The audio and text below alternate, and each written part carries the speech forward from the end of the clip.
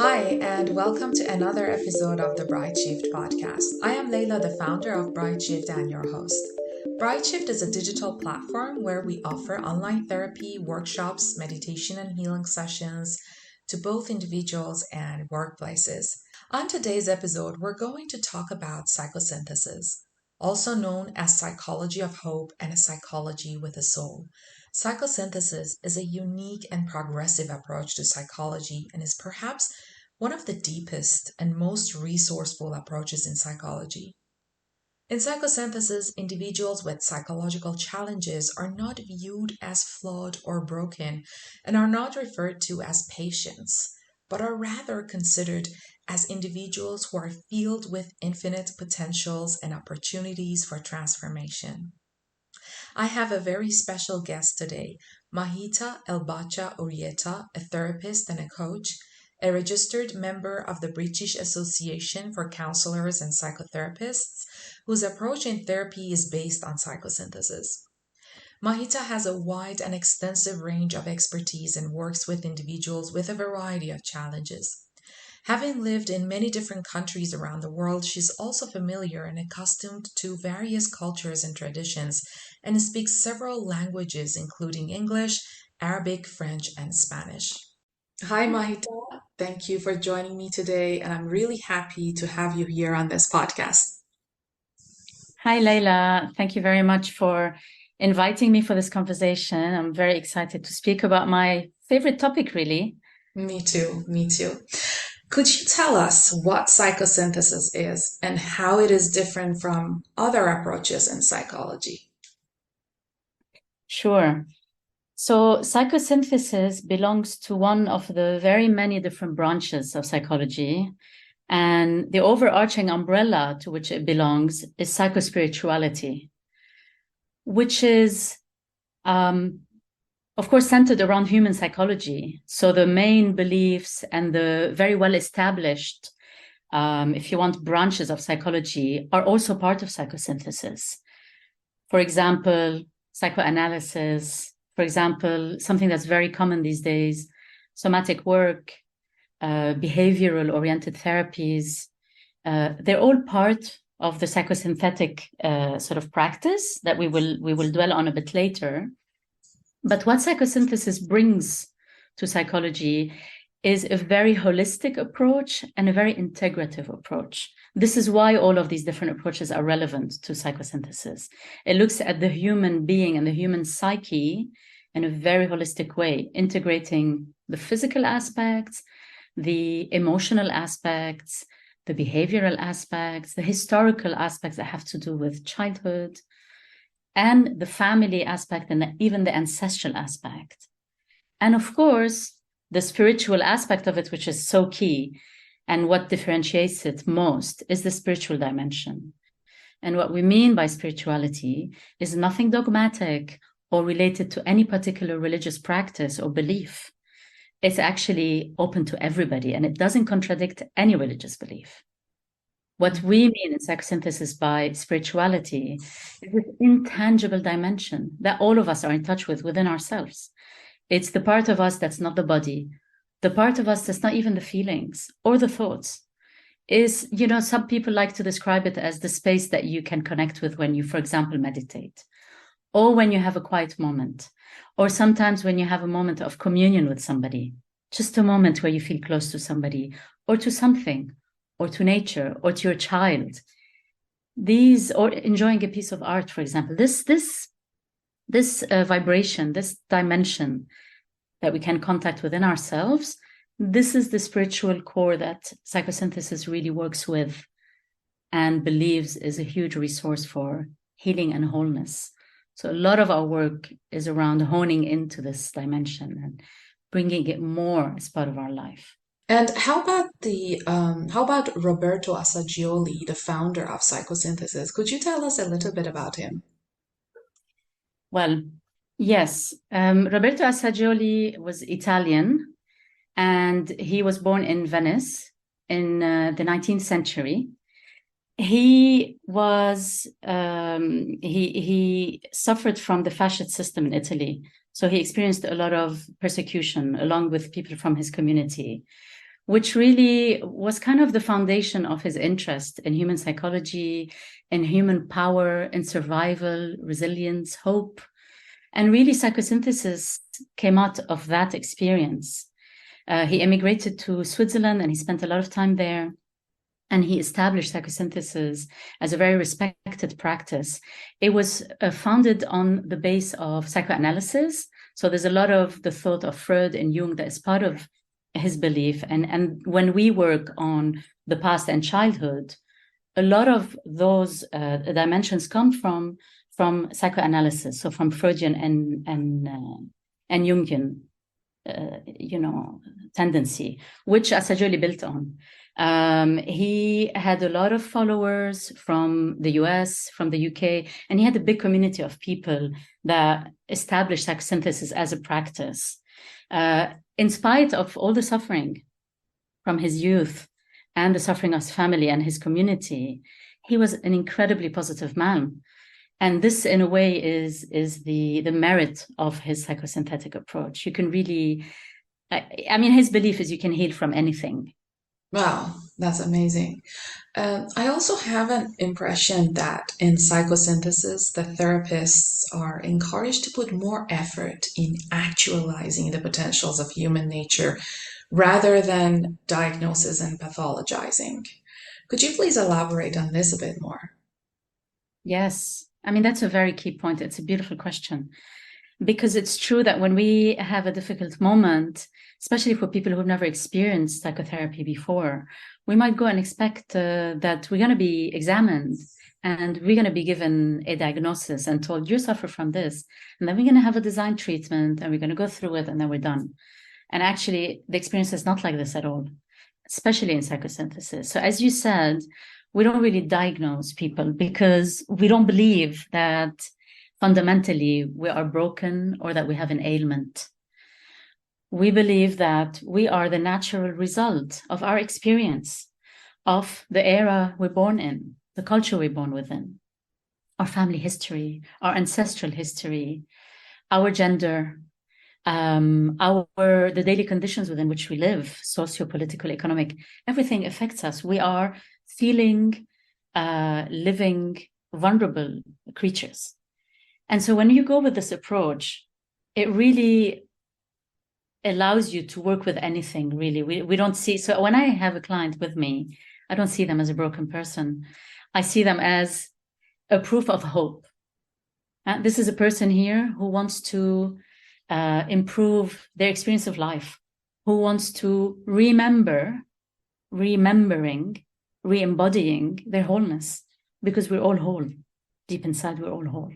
So this really, and what I'm speaking of is the psychosynthetic approach. This is the view. I really like that view.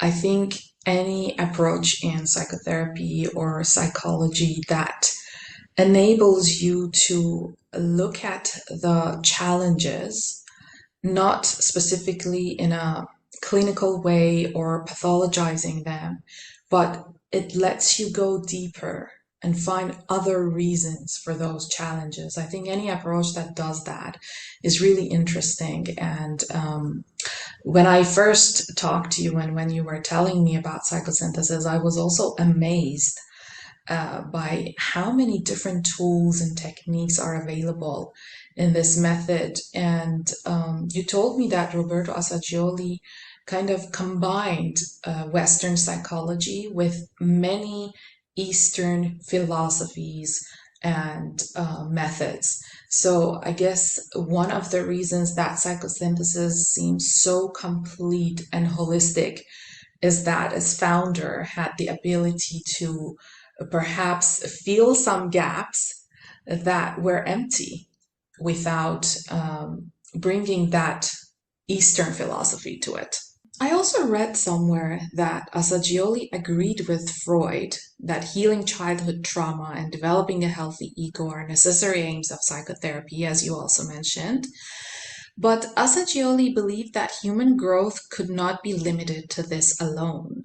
So, as a practitioner of this method, could you say that unlike most psychotherapeutic approaches, there is less emphasis on the past in psychosynthesis? You have already mentioned a little bit, but I would love to hear more.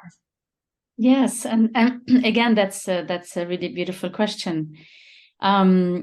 So if we go from the perspective that psychosynthesis is a psychology of hope, and it's a progressive psychology in the sense that, so when you think about hope and progression, you're already projected towards the future and towards growth and towards possibility and towards healing. So that really is its perspective. It's about the possible. And so, yes, the past informs and the past shapes. However, it needn't determine or predetermine.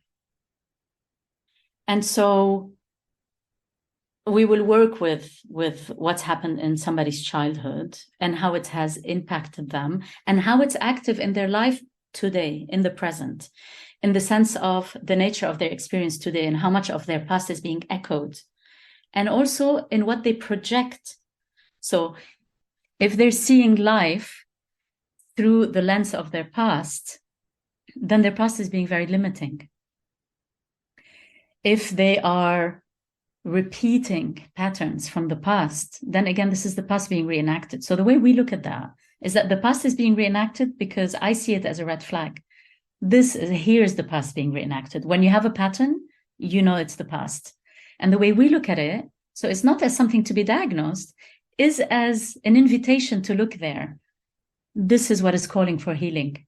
This is what is calling to be dismantled or deconstructed, and for a wound to be unraveled and released, and for the person to be released from that narrative that often comes from the past, from either things they grew up around or things they were told or something that happened to them and which froze them in time.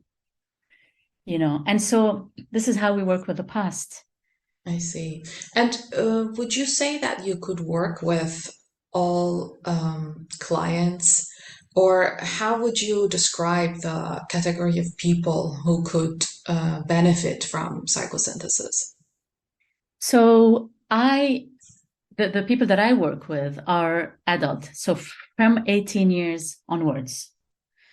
They are psychosynthetic practitioners that then specialize in working with children. So this is also possible. The thing also with psychosynthesis is some of us call it an art form, in the sense that we have all the scientific academic teaching and the practice and the supervision and, the classical psychological education, but then we bring to it whatever in whichever way we want to direct our work. So the typical client, and I think this might be difficult to understand for some people, if you like, outside of the profession, we call them functioning neurotics. So you can have a big CEO who's very established, very functional in daily life. However, deep inside, there are big unresolved matters, and there are patterns, and there are things that they struggle with that might not be visible necessarily to everybody. However, they can be a real draw on their energy, on their happiness, on their family life, even the work life. How about like cases of depression, anxiety, stress? Because I know that you do work with a variety of people with different challenges. Absolutely. I mean, the different sort of topics that come up, like you said, so crisis time. So midlife crisis is a big topic. And people who are going through a major change in their life, so divorce or wanting to leave a career behind, people leaving a country, moving somewhere else, all these major changes. That's one category that we work with.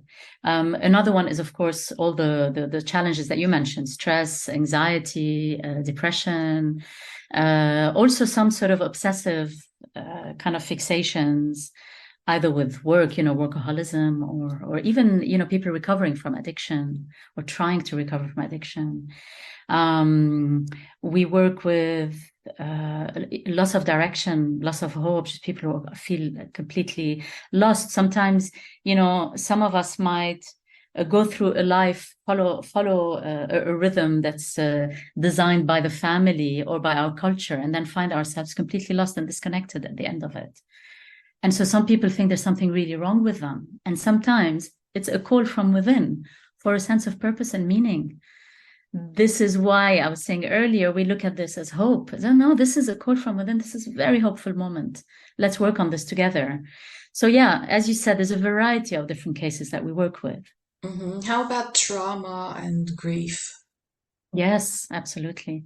Yes, trauma, as we know, trauma nowadays in the mainstream is being really much better defined than it used to be, because some people think of trauma as it has to be a big sort of earthquake or, an actual war injury or something like that. But trauma can be as seemingly subtle as feeling neglected in somebody's family, not even abused, just neglected. It's a very subtle thing, trauma, and individuals themselves are the better place one to say, I've been traumatized or not. So indeed, all forms of trauma. We work with big, small, subtle, physical, emotional trauma, abuse of all kinds, and grief. Yes, so people struggling with grief or actually suffering. The thing with grief is, unless you've really been educated in grief, you don't really know how to call it. What you know is 100%. you're suffering. You have this huge hole, or there's just this heavy sadness, the sense of loss of a part of you, and so it can be very confusing and frightening for people. So grief is a big topic. And what's also interesting is often in the mainstream, let's say when we speak of grief, people associate it with losing somebody and dealing with the loss of some person after their death. And that, of course, is a form of grief. But grief can come from losing a part of oneself, grieving a childhood that one feels I haven't really lived a full childhood. Or women after a certain age, some of them have a difficulty growing. Men who cannot define themselves in the same way as they did maybe 10 years earlier or 20 years earlier. So these are all causes of grief. And so grief is also a big topic. And I find that with most people, grief is always part of the work, dealing with grief. Absolutely. As I said earlier, I was really amazed when I asked you, so what are the techniques and tools available that you can use when you are a psychosynthesis therapist? Could you please tell us how many different tools there are to work with? Absolutely. So I'll start by saying again that because it's quite an integrative approach, and what we mean integrative is we integrate different practices in a way that aids the work that we're trying to do with the client. So some clients call for a different approach than others. Some clients are very imagination driven. Some are very storytelling driven. Some are very body focused. So we use all of these things depending on what is needed in the moment. So the types of things that we use are, of course, it's talk based to start with. So we're very much in talking mode with the client. But then there are things like visualizations, which means we guide the client through certain visualizations. They can be about recalling the past or trying to describe how they're feeling now. So we aid them with guided visualizations, for example. There's things that could be called mindfulness, but there could be, somewhere around grounding, so calming people so they feel more than in their body, less in their minds. They can become more present. So guided meditations or breathing exercises. Somatic work, as in very much working with, sometimes, a client might come and might be very much stuck in storytelling. And you might get a sense as a therapist that they're really disconnected. They're just talking, they're not really almost in the room with me. And so the somatic work is to really call them down onto their body and to get them to connect to different parts. So you're feeling a certain thing, you're trying to tell me about a certain emotion or a thought. Where do you feel it most?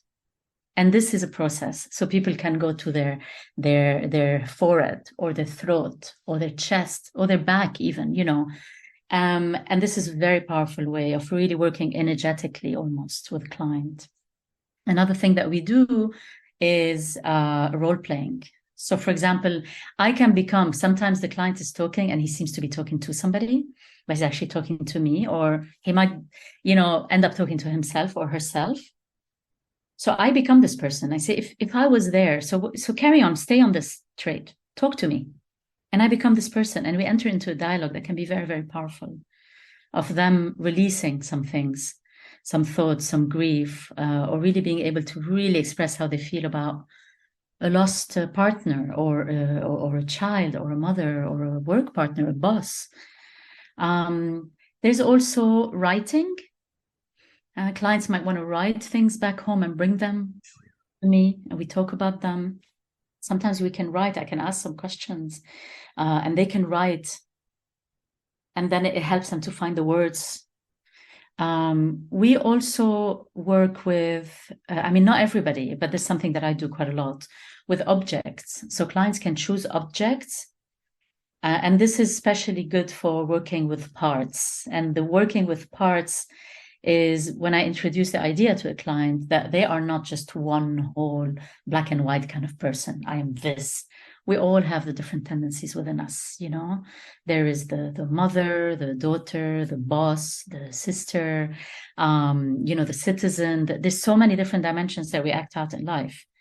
And there's me, the teenager, me, the baby, and all of these parts are really powerful, and they're all still within ourselves, even as adults. So I tend to use figurines or objects that the clients can use in their own homes. And we can give them names, and we start to work with them and get them to cooperate together and talk to each other and help each other connect the dots about a certain narrative in a client's life. So this is very powerful as well, working with objects. There's so many things that we can do. There's inner child work, which is, finding the child within the client. It's very, very powerful, very emotional work, but it's just so beautiful, and it's very healing. So we do that through, again, trying to find the voice. And sometimes, because the inner child generally doesn't have the words, because it's very young, we try to, I encourage the clients to let go of the words, because sometimes they can't find the words. All they connect with is the emotion. And this is good enough. This is perfect, because probably this memory or this energy that's stuck within them is something very, very young. And often what's there is the energy of it and the emotion of it. And so we work with that. That's inner child work. And, there's something called, I can go on, Leila. There's many, many different ones. Please, I would like to know more. And how about dream work also? Absolutely. Dream work too. So, sometimes people approach dream work as maybe storytelling. I dreamt about this and it made me feel that, and that's it. And so the way that we work with dream work is that we really see it as an extension of waking life. And waking life can become an extension of the dream world. And what we mean by that is that, when we dream, is the unconscious that is now released, and it's activating, and, it's releasing certain images, etc. But by working with a dream and trying to find its relevance in a client's memory even, or, we try in a very abstract way to find connections. And where the client connects to something in the dream or finds meaning, this is what's of use to them. And so they can start to cooperate with their dream, as in response. So if this is my subconscious telling me this or showing me that, or I felt like this at that part of the dream, it can be a revelation. So it can reveal something to the client. And I'm not talking about any kind of woo revelation. I'm talking about your unconscious that has just released something overnight. So you can really work with that.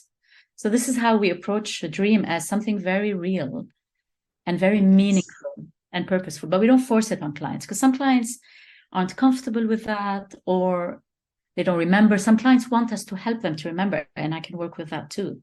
There are routines, there are certain things that we can do to become more connected to our dreams and open to them. And it really happens. A client over time might really have the dreams emerge in a way like never before through this psychotherapeutic work. There's something very powerful in psychosynthesis, which is called identification, disidentification, which is the idea that, as I was saying earlier on in our conversation, we believe that we are fundamentally whole. And what I mean by whole means not broken. we feel broken, because we're suffering, because we have self-esteem issues, because whatever it is. But fundamentally, we're perfectly okay beings. We're worthy, we're wholesome, and we have this power within us that we can go back to if we lose it, or if we lose contact with it. So what we do is, for example, a client comes with a struggle of sorts. So we really actually get them to go in that. We're not trying to avoid the suffering in the process. We're actually trying to really go into the suffering, because the suffering is telling you something. Let's go into what's at the heart of the suffering. What's the core of it? What's the message? What is it about? And by doing that, we say we fully identify with it. So the client is actually fully identifying with what it is that he's struggling from. What happens is that once we go inside of it, we're actually in a much more powerful situation to say, and I am more than this. I have gone through this, or I can really feel this right now, or I'm really identified with this right now. And so I really help them to go, okay, so where are you right now? Are you this? And then there comes a point where the client's like, no, I'm not this. This thing is out there. This struggle, this story, this narrative, or this wound of mine is here. It's been part of me. I can really feel it. But actually, look at me. I'm here. I'm not this. So we call it identification, disidentification. And it's a very powerful thing. Yes. Because it lets the client stand in their power and in their identity, and to say, I am not all my suffering. That's not all that I am. So I can step in, and they learn how to step out of it. So we don't need to avoid, and this is how they can own their stories. Like, yeah, this is part of my story. Maybe I have been very identified to this for the past 40 years sometimes, but I am not this. Another really key aspect of psychosynthesis is the body, feelings, mind meditation, which is at the center, if you like, or comes before the identification, disidentification. It's a kind of a vehicle for that as well, where we guide the client to, so first of all, we do some breathing, etc. They arrive at a sort of present, calm place, and then we get them to connect with their body. And this can take a few minutes. This can take, I've done them for groups of people for an hour and a half. I mean, it's as long as we want. The idea is you really scan your body and get connected to your body fully. And then we arrive at a point where the client has really been connected to the body. And then we invite them to let go of this connection. Say, okay, this is my body, but I am not my body. I have this body. This is my body, but I am not my body. And then we do the same exercise going through the emotions and the feelings. We enter into an emotional place. We connect emotionally what's happening now. We spend as much time as we want in that identification. And then as we let go of the body, now we let go of the feelings. I have these feelings. These are my feelings, but I am not my feelings. And by that stage, the client feels the spaciousness in them. And it gives them a sense of possibility and presence that is less trapped in the body and everything that's connected to the body, and same with feelings. And then we take them to the mind, and we do the same thing. Inhabit the mind, inhabit the thoughts, see the thoughts, a multitude, old ones, new ones, good ones, difficult ones. And then we identify, this is my mind, these are my thoughts, but I am not my mind. And then we do, I am not my body, I am not my feelings, and I am not my mind. I am the center of pure self-consciousness and will. That's what I truly am. And so this is the possibility. This is where we are. So when we do the work, this is why I was saying, we don't see the people as broken. This is who I'm working with. I'm working with this whole self, no matter what kind of client comes to me. This is who we are. I am that, and he or she is that. And these are two people trying to connect with this wholeness as a healing, reparative place, which it is. And we all carry it in us. These are the fundamentals of psychosynthesis. That's beautiful. So what you're trying to tell me, I think, is that through many tools and techniques that are available, well, one of the benefits of psychosynthesis therapy is that you make the client understand that you help the client to not identify with the body, mind, and emotions or any sort of problems that we may be experiencing, that we are actually that higher consciousness. Um, so that is beautiful, and it's really a core of many psycho-spiritual practices. Could you please tell us how long do the healings or treatments usually take with the psychosynthesis method? Yes. So psychosynthesis practice as such does not set a timeline. What sets the timeline is the client. And you see, I'm aware now that some people might be surprised that I'm calling people clients, not patients. That again is an aspect of psychosynthesis, right? We don't have patients. People are not coming to us sick. I like that. Yeah, they're really asking for a service, which is help me along the way. So we're guiding, we're containing, and so that process can take years. It can take months. It really depends. However, there are two different modalities. There is a coaching modality and there is the psychotherapeutic modality. The psychotherapeutic modality, clients normally enter into it open-ended in a sense. I'll work on this, and we see where we go. Some people might try it and then decide after a few weeks or months that maybe it's not helping them in the way that they would like to, or maybe they're not ready for this depth of work, or that they want to try something else, or they get scared off, or whatever it is. But some people really, I've had clients for years that are still in the work. They absolutely love this hand holding across their lives. That find it very supportive and a very sort of centering thing to be part of their lives on a weekly basis. So generally it has to be once a week, ideally. Of course, things happen and something might happen in somebody's life, or they go on holiday or whatever it is. But generally once a week is the normal rhythm of it. In coaching, it's designed by 6 sessions. So you have one session every 2 weeks. So generally it's a 3-month slot for a coaching round, if you like, and that gets extended as much as the client wants it. So we can have sessions and then another 6 sessions and 6 sessions, or 6 months of work or 3 months of work. It really depends on the client and on what it is. And is each session 1 hour or 50 minutes long? It depends on the therapist. My sessions are 1 hour long. Okay. And or coaching as well. Coaching is 1 hour. Both for coaching and for psychotherapy. There are, I've had clients, for example, who want an hour and a half. These things can be done, but typically it's 1 hour. And you have mentioned already a little bit about the concept of hope and how psychosynthesis can give hope to anyone who approaches it. But I like to ask you in more details. So, psychosynthesis is also known as the psychology of hope. I want to know, why do they call it psychology of hope? It's I find even that statement touching, and again, this is the spirit of psychosynthesis. It's again this idea that we're not broken. It's again the idea that crisis is an opportunity. Suffering is speaking of something. It's the self-calling to be healed. So this is hopeful, so there are perspectives where if you are encountering suffering, or you feel broken, or you feel lost or confused or scared, that there's something absolutely wrong with you and you need to be fixed.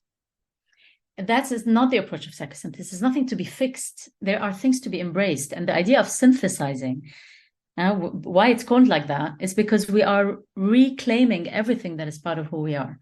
We don't reject anything. We don't deny anything. We don't try to fix anything. All of this informs who you are. And we are making repairs and reclaiming all of those parts so you can recontact all the dimensions of you, the past, the present, the suffering, the joy, all of that. You synthesize it and you become whole in that sense. And this is very hopeful, because a crisis is a call for healing. And healing is to become whole again, to be reconnected with your wholeness. It's not fixing. Yes, that's really a great way of looking at suffering or any problems that we may experience in life. Psychosynthesis is also known worldwide as a psychology with a soul. So, Mm. could you tell us what this means? Yes. I mean, this again connects to some of our earlier conversation, in the sense that, we speak of the self with the big S, this charge that is within us that is not tangible, that is very much alive, because when we are quiet, when you take everything away from us, imagine a situation where everything is taken away from you. What is left? The body, and then there's this charge. This is where psychosynthesis believes wholeness is, possibility, potential, your true identity. So it's a very this is really the heart of psychosynthesis, as we say, and it's the soul at the inside. It's the soul. It's this charge. Yes. So this is why we say, because in comparison, you can look at the more behaviorally oriented therapies that work around behaviors and mindsets and things like that are very much sort of focused on different dimensions, of our being.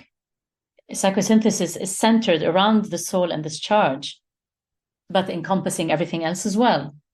But what we work with is not bringing things from outside to fix you, is actually for you to go inside of yourself and use your own power, reconnect with this own power and own it.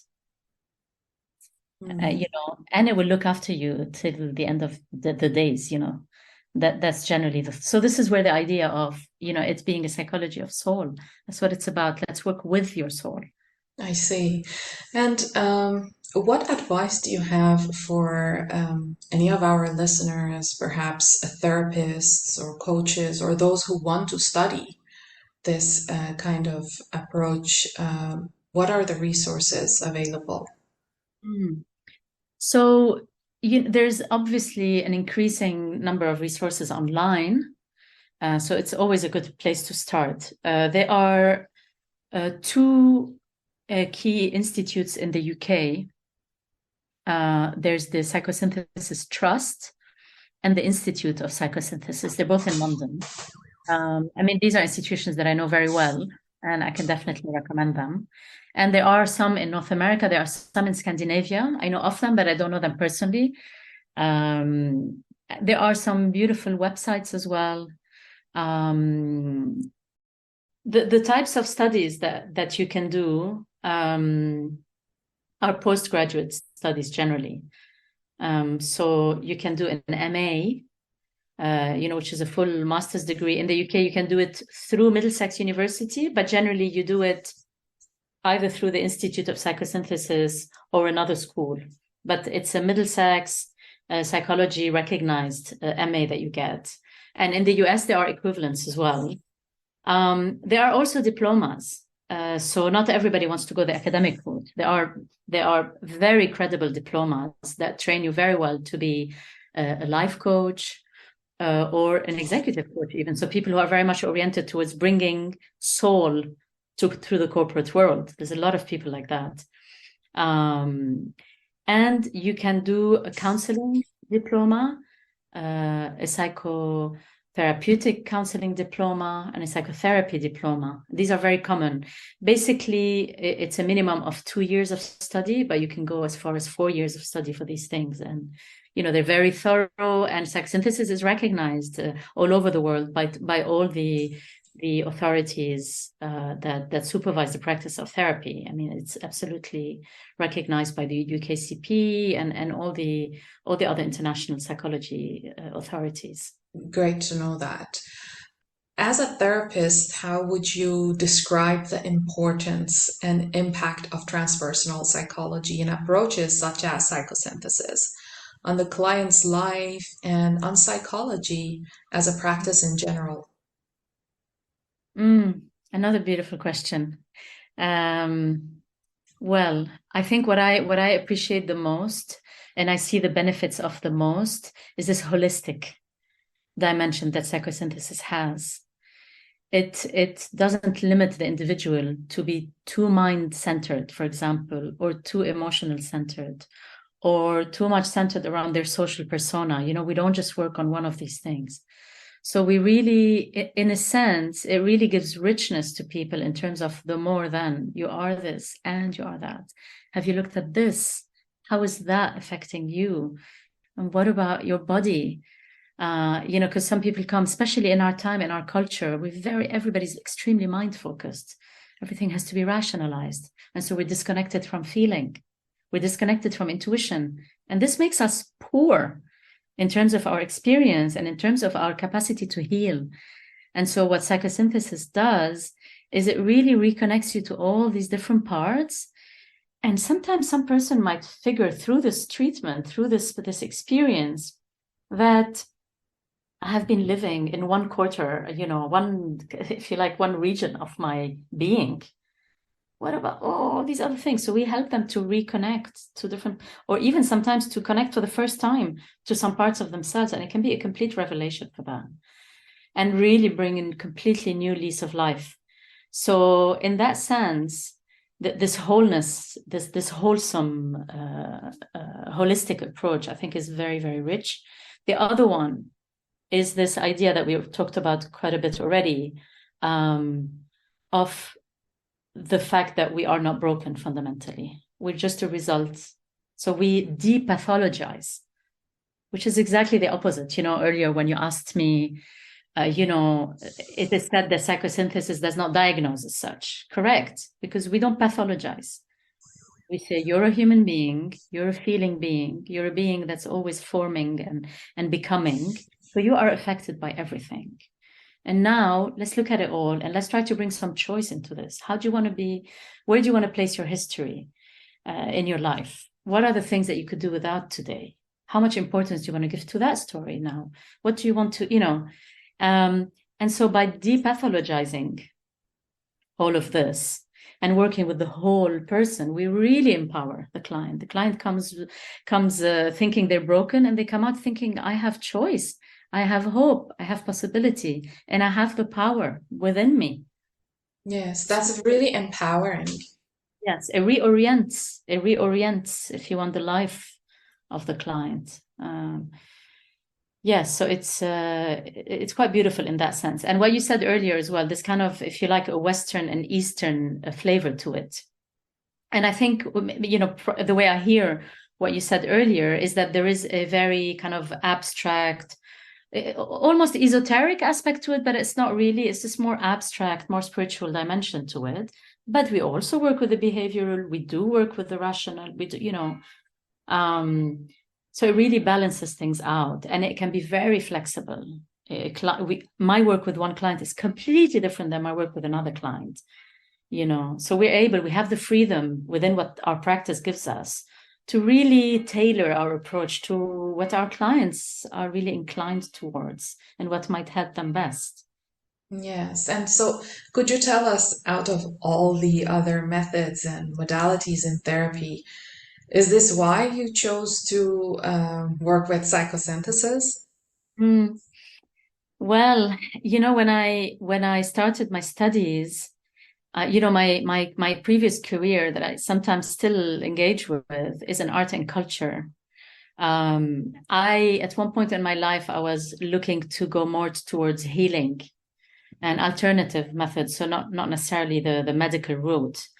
And I went exploring with a very open mind, and I literally stumbled upon, but of course, nothing is by chance. I encountered psychosynthesis and it just spoke to me. So I didn't exactly know what it was fundamentally about, but it was a very experiential thing, the way psychosynthesis is. It's very transformative. So my first encounter with it was through a short workshop in a healing conference in London at the time. And every time I engaged further, I just went deeper into it. And I really feel that it spoke my language. In a sense, it put words to how I viewed myself, how I viewed the world. And my experience of it was always very reparative. always empowering and beautiful. I find it really beautiful. It's like an aesthetical dimension to it almost. It's just a really beautiful perspective on life and on humanity that I really resonate with. Absolutely, I agree. It's one of the most beautiful and richest psychotherapeutic approaches that I've come across. And so I'm really glad that we have the opportunity of collaborating with you on Bright Shift. So, how can people find you? How can they have sessions with you? I know you will have many workshops on the way, but how about sessions? I'll be very happy to be contacted through the website of Bright Shift, where I'm now happily listed among your other practitioners. I'm very excited about that. And so there is, the usual Bright Shift booking system. My availability is listed on the website.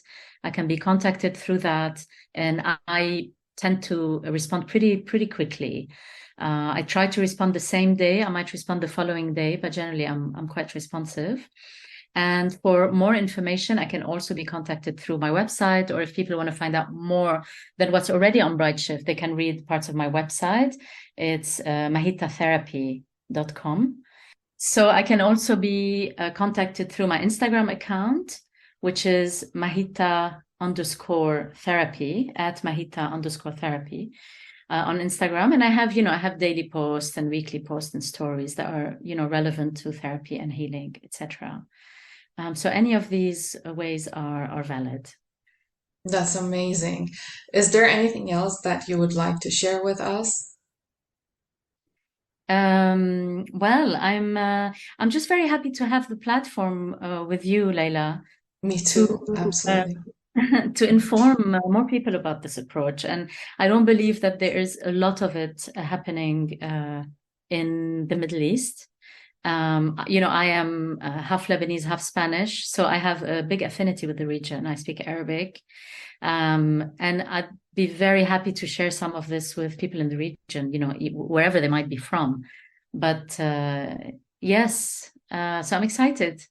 It is great to have the opportunity to share this really amazing approach with more people. And are there many therapists in the world generally that they practice with this approach or not? No, Not no, and many. I can tell you, I mean, I'm currently living in Spain, and I think I might be the only one. Um, Wow. and and I lived in Germany not so long ago for a few years, and I might, there are some, but it's small numbers. I mean, Germany is a big country, and you can count the therapists in one hand. So it's still rare, but I have to say there's a massive intake in the universities. I know from the colleges I'm associated with in the UK. I think it speaks very much to our time. Um, Yes, so there's completely. I think there is a huge flux, and I think in a few years there's going to be many, many more psychosynthesis therapists in the world and I coaches. believe so too. I believe so too.